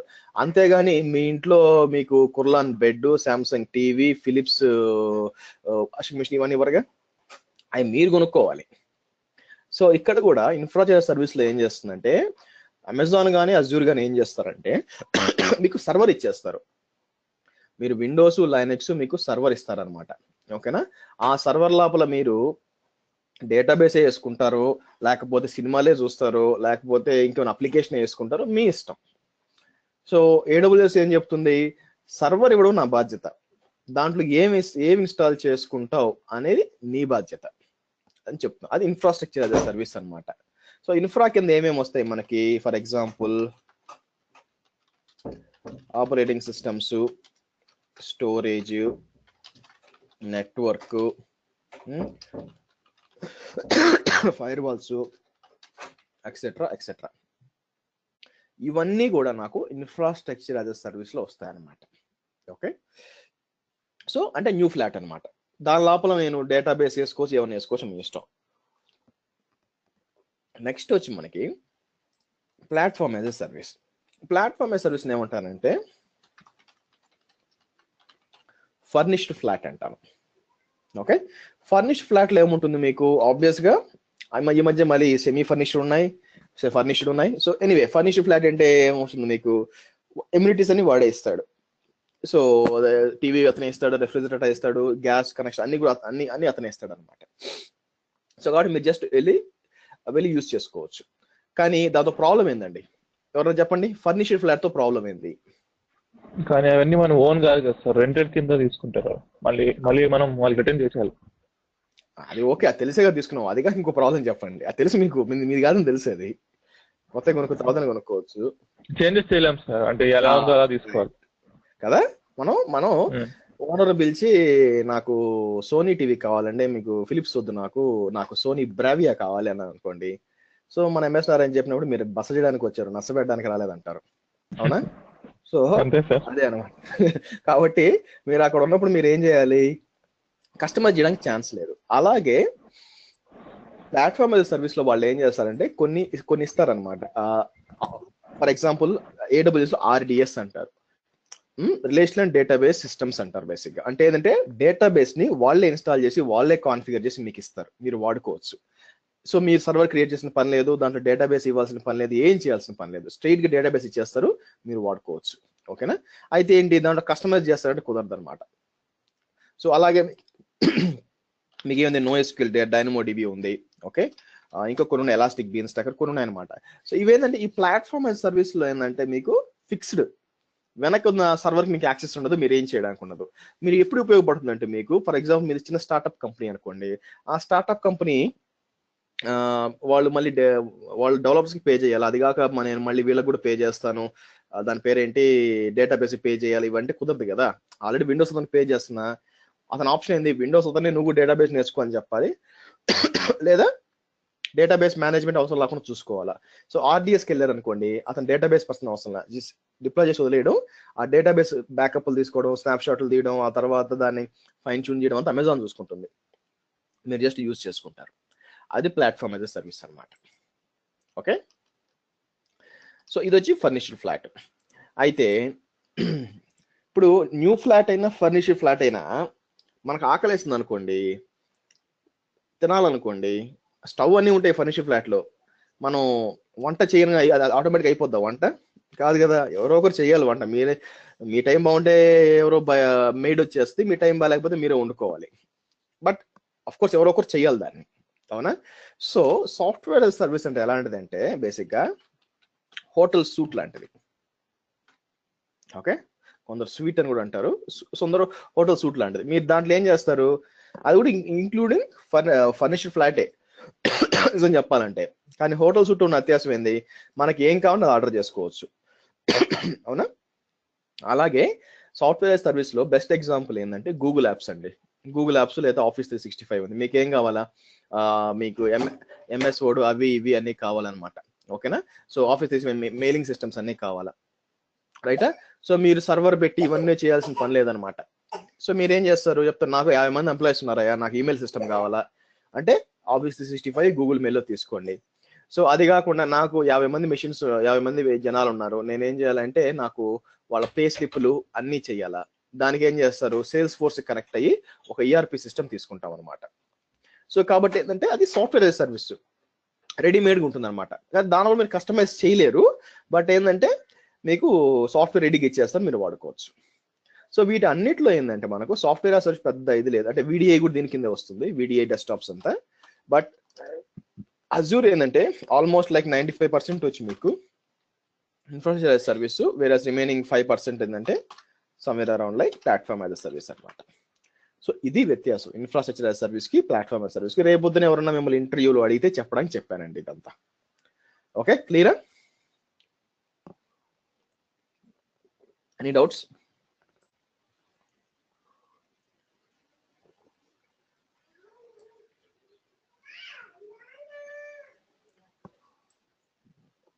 Okay, right. సో ఇప్పుడు ఏం చేస్తామంటే మనం VPC గురించి మాట్లాడుకుందాం. నాకు VPC చెప్తున్నాను కదా, ఇది అమెజాన్ క్లౌడ్ అనుకోండి. అమెజాన్ క్లౌడ్ లో నేనేం చెప్పాను, ఇది పబ్లిక్ క్లౌడ్ అని చెప్పాను. పబ్లిక్ క్లౌడ్ అంటే ఎవరన్నా వచ్చు, ఎవరన్నా రావచ్చు, ఎవరన్నా పెట్టచ్చు. ఓకేనా? అయితే Amazon cloud first of all A A regions లో ఉందో మీరు అర్థం చేసుకోవాలి. ఓకేనా? దానికోసం నేను ఏం చేస్తాను, ఇక్కడికి వచ్చి AWS గ్లోబల్ ఇన్ఫ్రాస్ట్రక్చర్ వెళ్ళారు అనుకోండి, ఫస్ట్ లింక్ వెళ్ళారు అనుకోండి, మీకు ఇక్కడ చూపిస్తుంది అనమాట. మీరు చూసినట్లయితే డిఫరెంట్ ఏ ప్లేస్ లో ఉంది, కొంచెం పెద్ద చేస్తాను. మీరు చూసినట్లయితే ఏ లొకేషన్ లో ఉందని మీకు అంతా చూపిస్తుంది ఇక్కడ. సో మీకు ఏంది, టూ టైప్స్ ఆఫ్ సర్కిల్స్ ఉన్నాయి. ఒకటి వచ్చి ఆరెంజ్ సర్కిల్ ఉంది, ఇంకోటి వచ్చి మీకు ఏంటంటే గ్రీన్ సర్కిల్ ఉంది. గ్రీన్ సర్కిల్ అంటే కొత్తగా రాబోయే రీజియన్స్ అండి, దాని గురించి పెద్ద పట్టించుకోవాల్సిన అవసరం లేదు. సో ఏమైనా అమెజాన్ వాడిని మెచ్చుకోవాలా, తీసుకెళ్లి బెహ్రెయిన్ లో పెడుతున్నాడు. ఓకే, నో ప్రాబ్లం, మీరు వెళ్ళరండి, నేను వీడియో అప్లోడ్ చేస్తాను దీని తర్వాత. సో బెహ్రెయిన్ లో పెడుతున్నారు, కొంచెం గల్ఫ్ అటు ఇటుగా ఉంది కాబట్టి ఎనీవే ధైర్యానికి మెచ్చుకోవాలి. సో అట్లే మనకి ఆల్రెడీ ఆరెంజ్ అంటే ఆల్రెడీ ఎస్టాబ్లిష్డ్ అండి, ఆల్రెడీ పెట్టేసినాయి, ఆల్రెడీ ప్రస్తుతం రన్ అవుతున్నాయి వచ్చి మీకు ఆరెంజ్ అనమాట. ఓకేనా? సో అయితే ఇక్కడ మీరు చూసినట్లయితే ప్రతి ఆరెంజ్ లో కూడా ఒక నెంబర్ ఉంది మీకు, చూసారా? హైయెస్ట్ వచ్చి మీకు 6 ఉంటుంది అనమాట. ఇక్కడ నార్త్ ఈస్ట్ లో ఉంటుంది, సార్ యుఎస్ ఈస్ట్ లో ఉంటుంది, 6 ఉంటుంది నెంబర్. ఈ నెంబర్ ఏంటంటే అవైలబిలిటీ జోన్స్ అండి. అంటే ఫర్ ఎగ్జాంపుల్ నేను ఏం చేస్తాను, ప్రతి లొకేషన్కి ఒక పేరు ఉంటుంది అనమాట.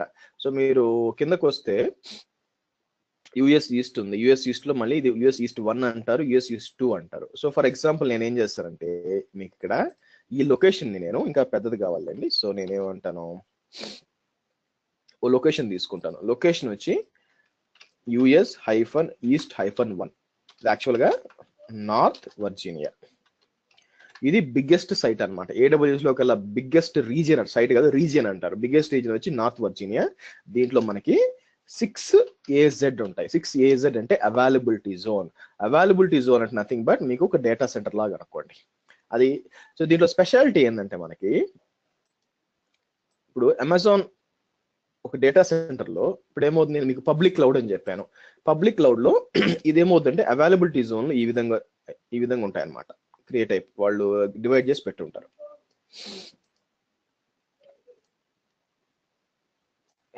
ఆరు ఉంటాయి మొత్తం.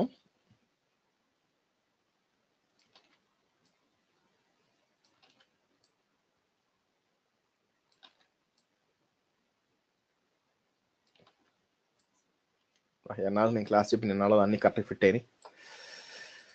Right.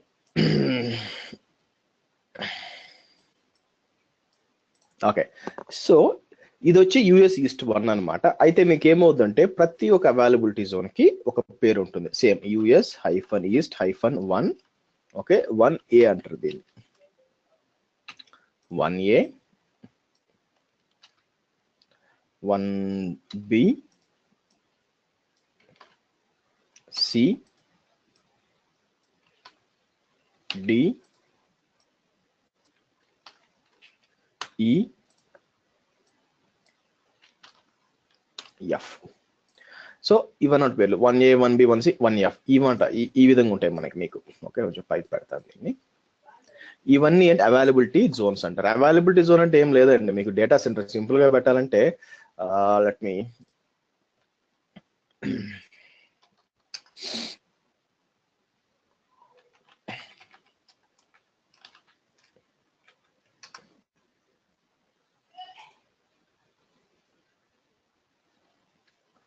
Okay, AWS north Virginia data centre type చేస్తే ఓకే,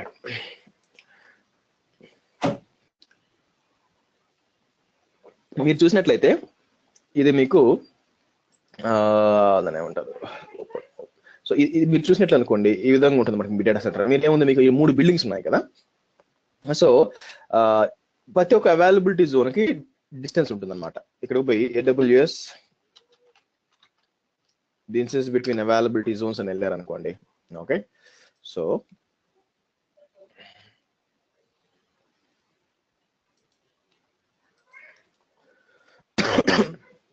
ఇది నియర్ అంటే ఒకే సిటీలో ఉంటాయి అనమాట, డిఫరెంట్ గా ఉండవు. సో ఎట్లా ఉంటుంది, డిఫరెంట్ బిల్డింగ్స్ కూడా ఉండొచ్చు అనమాట యాక్చువల్ గా. సో ఎట్లా ఉంటుందంటే మీకు note that will be use only, చూడండి ఇక్కడ we have a local compliance requirement in the product that distance between primary and secondary site between 20 kilometers. మరి 20 kilometers ఉండకపోవచ్చు అండి, దగ్గర ఉండాలన్నమాట. సో దానికోసం చూస్తున్నాను. 42 availability zones, fine, ఇదంతా okay. See, while a single availability zone can span to multiple data centers, no two zones share a data center. Okay, so అంటే అర్థం ఏంటంటే, ఒకటి మీకు నాకు పిక్చర్ చూపించాను కదా, ఈ పిక్చర్ ఉంది కదా, ఈ పిక్చర్ లో మొత్తం అంటే ఇదంతా కూడా ఒక అవైలబిలిటీ జోన్ అయి ఉండొచ్చు అనమాట. మీకు కావాలనుకుంటే ఇదంతా కూడా ఒక అవైలబిలిటీ జోన్ కావచ్చు, లేదా ఒక్కొక్కటి ఒక్కొక్క అవైలబిలిటీ జోన్ కావచ్చు. ఇది యుఎస్ ఈస్ట్ 1A అనుకోండి, ఇది 1B అనుకోండి, ఇది 1C, ఈ విధంగా ఉండొచ్చు అనమాట. సో ఒక్కొక్కటి ఒక్కొక్క అవైలబిలిటీ జోన్ లో ఉండొచ్చు. కాబట్టి మనం సర్వర్స్ ప్లేస్ చేసేటప్పుడు ఏంటంటే, ఒక సర్వర్ ఎక్కడ, ఒక సర్వర్ ఎక్కడ, ఒక సర్వర్ ఎక్కడ ప్లేస్ చేసుకోవచ్చు. కాబట్టి బిల్డింగ్ మొత్తం డౌన్ అయిపోయిందంటే మీకు ఇంకా స్టిల్ ఇంకో బిల్డింగ్ కూడా మీరు సేఫ్ అనమాట. మరి ఏరియా మొత్తం డౌన్ అయిపోతే అప్పుడు మనం ఏం చేయాలంటే ఇంకొక రీజియన్ లో పెట్టుకోవాలి. ఇది వచ్చి నార్త్ వర్జీనియా కదా, యుఎస్ ఈస్ట్ కదా, యుఎస్ వెస్ట్ లో పెట్టుకోవాలి. ఓకే, అది అవైలబిలిటీ జోన్ అనమాట. క్లియర్ అండి? అర్థమైందా? What is availability zone, what is the region అని డిఫరెన్స్ అర్థమైంది కదా సార్? మరి వాటికి ఫిజికల్ గా సెక్యూరిటీ ఎలా సార్? నాకు తెలిసి ఈ సెక్యూరిటీ ఉంది చూసావా, మీరున్నారు కదా, నాకు తెలిసి మన ఎంపీ కంటే ఎక్కువ సెక్యూరిటీ ఉంటుందండి అక్కడ. సో అంత ఈజీ కాదు, లోపలికి చుట్టుపక్కల అంతా గోడ కట్టేసి మొత్తం క్లోజ్ సెక్యూర్ కెమెరాస్. ఆ తర్వాత మీరు యాక్చువల్ గా ఒక సర్వర్ ని టచ్ చేయాలంటే మీరు విపి లెవెల్ యాక్సెస్ ఇవ్వాలి. ఫస్ట్ వాళ్ళు మీరు మెయిల్ పెడితే వాళ్ళు చెక్ చేసి అసలు ఎందుకు యాక్సెస్ ఇవ్వాలి మీకు అని చెక్ చేసి యాక్సెస్ ఇచ్చినాక ఎస్కార్టెడ్ సెక్యూరిటీలో లోపలికి వెళ్ళినాక ఫస్ట్ ఇనిషియల్ గా మీరు రూల్స్ ఎలా ఉంటాయి చెప్తాను చూడండి. వెనక్కున్న గేట్ క్లోజ్ చేస్తేనే ఈ గేట్ ఓపెన్ అవుద్ది. ఓకేనా? అలా ఉంటాయి రూల్స్. ఎందుకంటే మా డేటా సెంటర్ లో మేము చూస్తున్నాం కదా. సో మీరు కొన్ని చోట్ల 4 డోర్లు తీసుకొని పోవాలా, ముందు 3 డోర్లు క్లోజ్ చేసి ఉంటేనే ఇది ఓపెన్ అవుద్ది అనమాట. సో కాబట్టి దాన్ని ఏమంటారు, మన ఆఫీస్ లో డేటా సెంటర్ కాదండి ఇది. ఎందుకంటే ఇది రెప్యుటేషన్ కదా, పొరపాటు ఏమైనా అయిందనుకుంటే ఏమవుతుంది, అందరూ తీసేస్తారు అక్కడి నుంచి. సో మన ఈ మధ్య ఏదో బెయిల్ అవుట్ బిల్ అని చెప్పి వచ్చింది గవర్నమెంట్, వాళ్ళు సరదాగా అన్నందుకే జనాలందరూ డబ్బులు తీసి ఇంట్లో పెట్టుకున్నారు. సో కాబట్టి అలాంటి రెప్యుటేషన్ దెబ్బతింటది అనమాట. కాబట్టి మీరు ఏం అంటే ఇది individual data centre availability Jones అయి ఉండొచ్చు, లేదా ఒకటే రీజియన్ కూడా, అంటే ఒకటే అవైలబిలిటీ జోన్ కూడా కావచ్చు అనమాట. బట్ ఇంత పెద్ద ఒక అవైలబిలిటీ జోన్ ఉందని అనుకోను. ఇండివిజువల్ గా మేబీ ఈ రెండు వచ్చి ఒక అవైలబిలిటీ జోను, ఇది ఒక అవైలబిలిటీ జోన్. అంతే అతను ఏం చెప్తాను, అంతేగాని 2 అవైలబిలిటీ జోన్ షేర్ చేసుకోండి అంటే ఇట్లా రాదండి. ఇది వచ్చి 1A, ఇది వచ్చి 1B, ఇట్లా షేర్ కాదు. నో, ఈ బిల్డింగ్ సపరేట్ ఉంటుంది. ఓకే,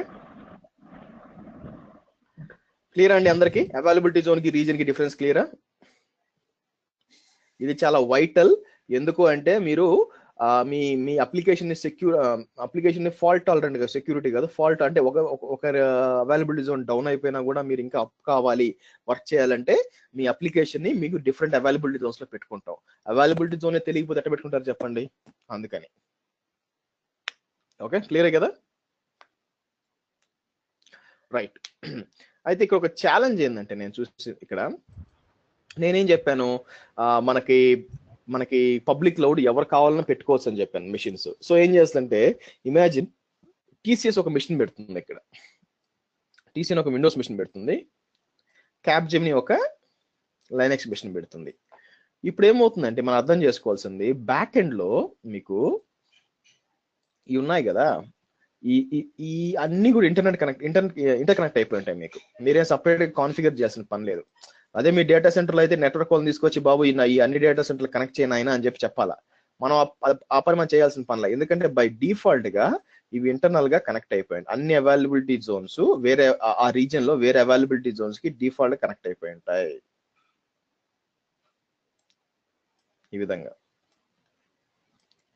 సో ఇప్పుడు ఏమవుతుంది, ఈ విధంగా ఈ విధంగా ఒకటి వచ్చి టీసీఎస్ వచ్చి ఒక మిషన్ ఇక్కడ పెట్టింది, తర్వాత క్యాప్జెమిని ఇంకో మిషన్ అక్కడ పెట్టింది. ఇప్పుడు ఏమవుద్ది, ఆబ్వియస్ గా ఈ రెండు కమ్యూనికేట్ అవుతాయిగా. క్యాప్జెమినీ మెషిన్ ని టీసీఎస్ మెషిన్ క్యాప్జెమినీ రెండు చూసుకోవచ్చు అనమాట. ఇంకా సెక్యూరిటీ ఏముంది అక్కడ, ఒక మెషిన్ ఒకటి చూసినప్పుడు.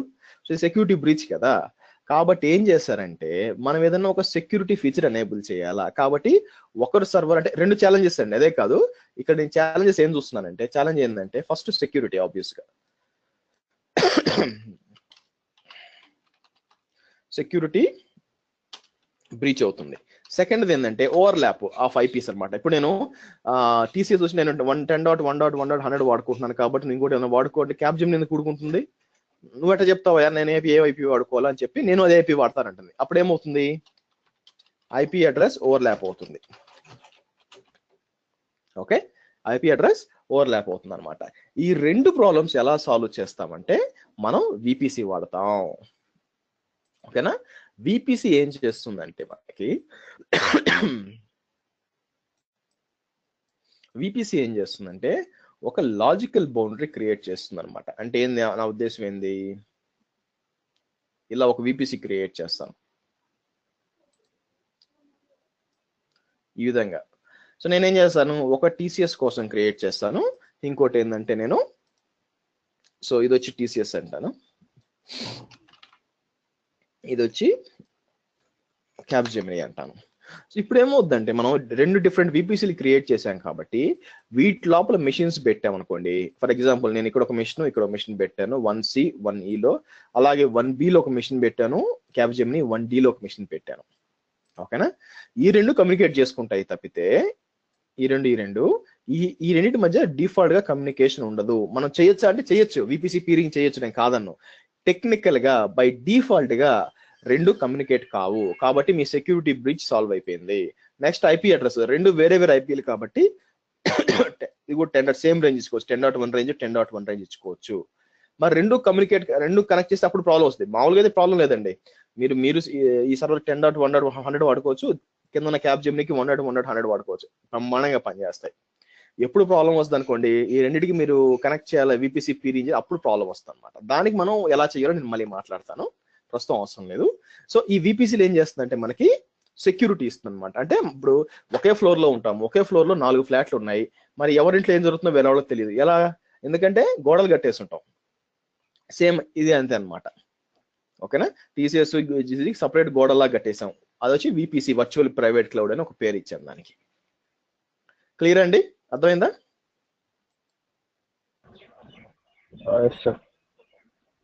అందరికి వెంకట్ అర్థమైందండి?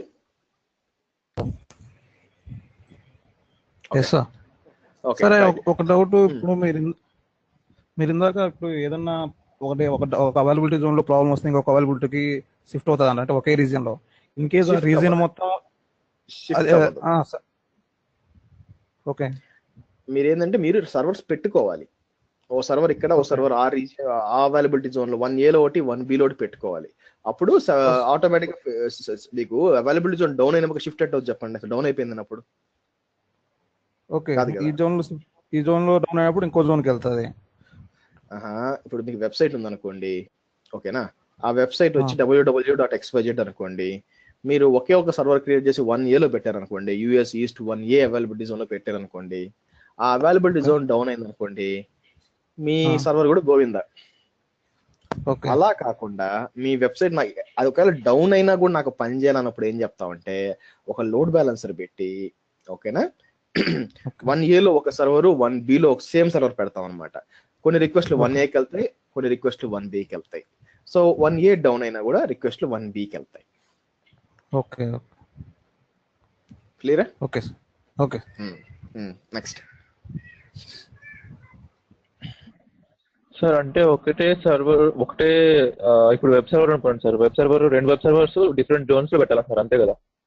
అంతే, అవైలబిలిటీ జోన్స్, రీజియన్స్ కాదు, అవైలబిలిటీ జోన్స్ లో పెట్టాలి. సో మీరు రెండు సర్వర్లు పెడితే దాన్ని మేనేజ్ చేయలేం కదా. ఇప్పుడు మీ వెబ్సైట్ మీ వెబ్సైట్ పేరు చెప్పండి అంటే, మీరు రాత్రి అయితే ఆ సర్వర్ కనెక్ట్ ఉంది, పగలైతే ఈ సర్వర్ కనెక్ట్ ఉంటుంది, చండాలంగా ఉంటుంది. సో కాబట్టి ఏం చేస్తాం, ఒక లోడ్ బ్యాలెన్సర్ పెట్టి రెండింటికి లోడ్ బ్యాలెన్స్ చేస్తాం. అది మీకు లోడ్ బ్యాలెన్స్ లో అర్థం అవుతుంది. ఓకే,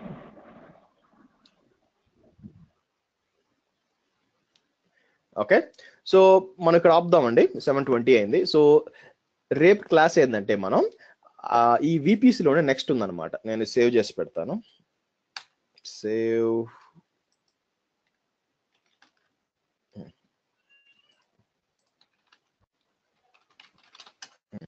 సో రేపు ఏంటంటే ఈ విపిసి డిప్లాయ్ చేసి మనం ట్రాఫిక్ ఎలా బయటికి పోతుంది మీకేం చెప్పాను నేను, ఇక్కడ ఉందని చెప్పాను. ఈ ట్రాఫిక్ అని మనం ఇక్కడ లేంగా, మనం బయట ఆఫీస్లో ఉన్నాం. ఇక్కడ దీనికి కనెక్ట్ అవ్వాలిగా, మరి కనెక్ట్ అవ్వాలంటే ఏమేం కావాలి, ఇక్కడ మీకు ఇంటర్నెట్ గేట్వే కావాలి, ఇవన్నీ కావాలా. సో ఇంటర్నెట్ గేట్వే చెప్తాను రేపు విపిసి డిప్లాయ్ చేసి మొత్తం సబ్నెట్స్ క్రియేట్ చేసి రౌటింగ్ టేబుల్ క్రియేట్ చేసి మనం విపిసిని అప్ చేస్తామండి రేపు. అది ప్లాన్ రేపటికి. ఓకేనా? Okay sir. రేపు మిస్ కావద్దు. ఓకేనా? బయట నాకు డేట్ ఉంది, సినిమాకి వెళ్ళాలి, ఇవన్నీ కాదు. ఇది చాలా ఇంపార్టెంట్. ఓకే. సో సినిమాలు ఏమైనా ఉంటే సాయంత్రం పెట్టుకోండి. Okay, so see you then same time same tomorrow. Okay, ఏదైనా ఉంటే నాకు మీకు ఎట్లా చాట్ లో ఫోన్ నెంబర్ పెడుతున్నాను. నేను ఫీజు అంతా రేపు చెప్తాలేండి. ఓకేనా? ఫస్ట్ 2 క్లాస్ మీరు అటెండ్ అవ్వాలి. అటెండ్ అయినాక మీరు ఎవరు కంటిన్యూ అవుతున్నారో వాళ్ళ నెంబర్ వాళ్ళకి మాత్రం మెయిల్ పెడతాను అన్నమాట, డీటెయిల్స్ అని. ఓకేనా? Okay so don't worry. Okay, see you tomorrow morning. Bye guys. Thank you. Thank you.